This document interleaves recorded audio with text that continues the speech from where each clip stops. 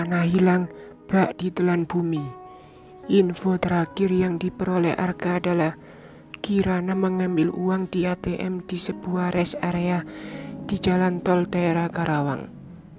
Papa memang punya hubungan baik dengan pihak bank karena papa salah satu nasabah terbaik di bank tersebut. Sehingga ia bisa minta tolong pegawai bank tersebut untuk melacak transaksi ATM Kirana. Tapi karena mesin ATM itu ada di rest area, sangat sulit melacak jejak Kirana di sana. Daerah itu hanya tempat persinggahan. Berarti Kirana sudah meninggalkan kota Bandung. Mau kemana dia? Keluarga Alfian betul-betul terguncang akibat peristiwa itu.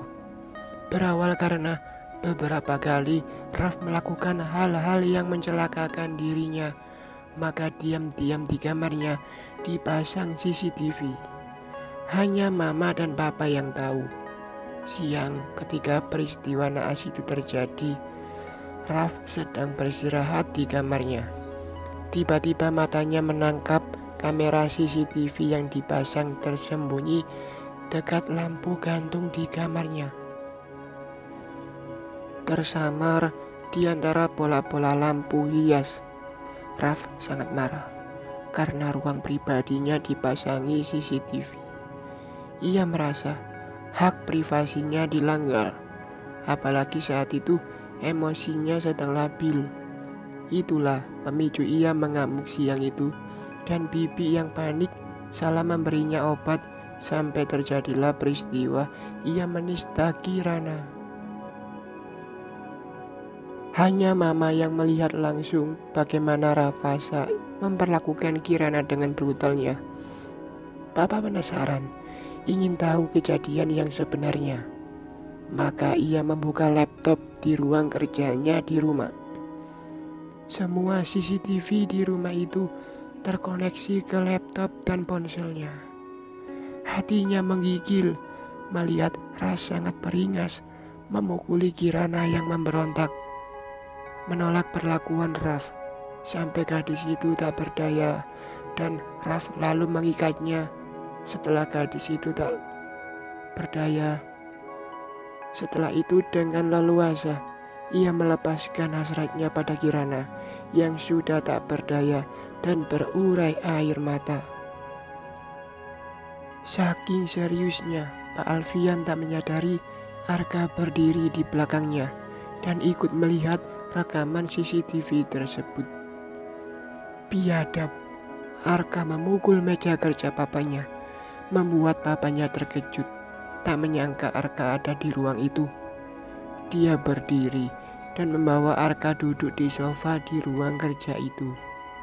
Arka membisu dengan darah mendidih, membayangkan betapa sakit yang diderita Kirana diperlakukan seperti itu oleh Rafasa, sahabat Kirana. Kita harus mencari Kirana sampai bertemu. Kasihan ia sendirian di luar sana. Ia pasti sangat terpukul dan hancur atas kejadian ini. Apalagi katamu, hubungannya dengan orang tuanya tak begitu baik.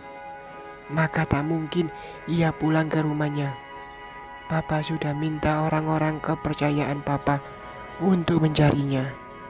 Pak Alfian menarik nafas dalam-dalam. Ia bingung harus bersikap bagaimana. Menyuruh Ras bertanggung jawab dan menikah dengan Kirana. Lalu bagaimana dengan perasaan Arka yang sangat mencintai Kirana, calon istrinya itu? Atau membiarkan Arka tetap menikah dengan Kirana? Bagaimana pula sikap Arka menerima istri yang sudah ternoda? Tidakkah itu akan menjadi ganjalan dalam pernikahan mereka nanti? Mama masuk ke ruangan itu dan ikut bergabung. Kah, kalau suatu waktu nanti Nana sudah bertemu, apa rencanamu? Aku segera menikahinya, jawab Arka tanpa ragu. Mama dan Papa bertukar pandang. Kamu ikhlas menerima kondisi Kirana, nak? Arka terdiam, terbayang rekaman CCTV yang barusan dilihatnya. Raf telah mendahuluinya mengambil hak Arka. Seharusnya itu milik Arka yang akan diambilnya setelah akad nikah nanti. Mungkinkah Arka bisa hidup tenang dengan Kirana tanpa diganggu oleh bayang-bayang peristiwa hitam itu? Tidakkah itu akan menjadi ganjalan dalam pernikahan mereka kelak? Bukan tentang virginitas, namun bayangan peristiwa itu yang akan selalu mengganggu Arka. Dan bagaimana pula ia harus bersikap pada adiknya sendiri nanti. Sebaiknya memang ia tak melihat rekaman kejadian itu agar tak mengganggu pikirannya. Arka, Ma, kita fokus mencari Kirana dulu saja. Kasihan gadis itu. Ia pasti sangat menderita saat ini. Tak ada tempatnya mengadu, tak ada tempatnya pulang. Ia betul-betul seorang diri dalam penderitaannya.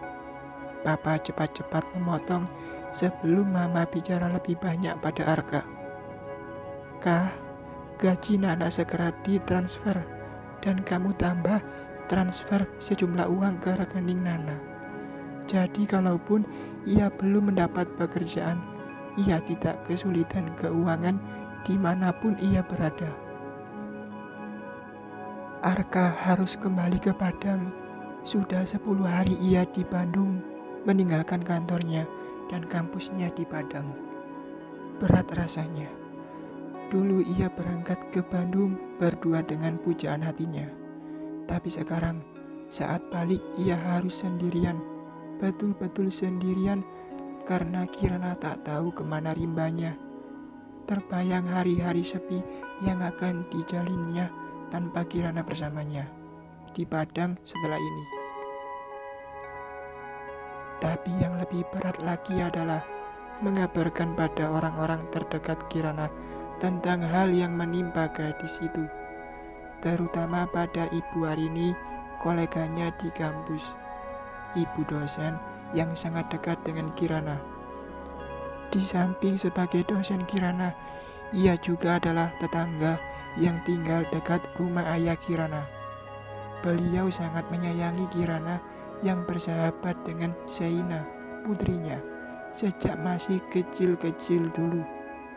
Sampai sekarang, perhatian Bu dosen itu pada Kirana melebihi perhatian orang tua Kirana sendiri. Beberapa waktu yang lalu, saat mengetahui bahwa Kirana tinggal di rumah Pak Arka, tak lama kemudian Bu Arini meminta Kirana tinggal di rumah kerabat Bu Arini. Kerabat ibu itu tinggal di luar negeri. Tadinya mereka sudah mau kembali ke Indonesia, makanya mereka mempersiapkan rumah itu. Tapi ternyata kepulangan mereka tertunda karena masih banyak pekerjaan yang harus diselesaikan di sana. Rumah itu sekarang dirawat oleh Bu Aida. Ada 3 kamar tidur. Satu untuk Bu Aida, satunya bisa dipakai oleh Muna, dan kamar satunya kamu bisa mengajak Zia dan Vinda tinggal di rumah itu agar tidak sepi. Yang penting, rawatlah rumah itu baik-baik. Kalian tak perlu membayar sewanya, karena rumah itu dibelikan Wulan, ibumu untukmu.